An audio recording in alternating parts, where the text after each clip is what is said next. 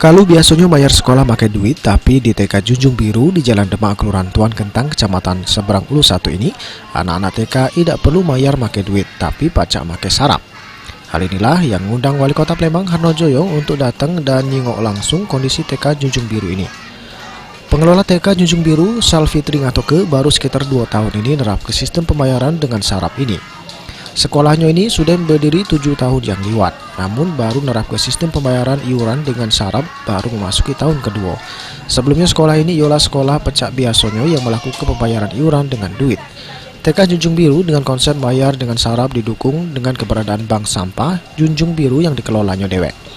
Sebagai salah satu sekolah yang turut menghidupkan pentingnya menjaga kebersihan lingkungan kepada masyarakat, pihak TK selalu berupaya untuk mengajak masyarakat khususnya orang tua sama anak-anak untuk menjaga lingkungan supaya tetap bersih dengan melakukan pembayaran iuran dan menabung dengan sarap.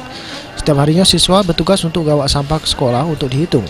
Berapapun sampah yang ditabungnya jero sehari, kalau gawak sampahnya secara rutin tiap hari, maka jero sebulan target pembayaran iuran sekolah pacak tercapai.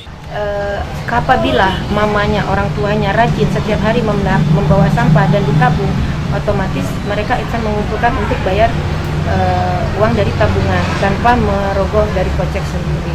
Jadi itu hanya jadi kita mengkampanyekan bagaimana sampah itu, apa manfaat sampah itu. Sampah itu adalah uang. Jadi buang sampah berarti buang uang. Dengan adanya ngumpul sampah, otomatis untuk 1 bulan mereka free, nggak akan bayar dengan uang saku, tapi bayar dengan sampah yang mereka tabung. Wibisono, PAL TV. Oh, iya.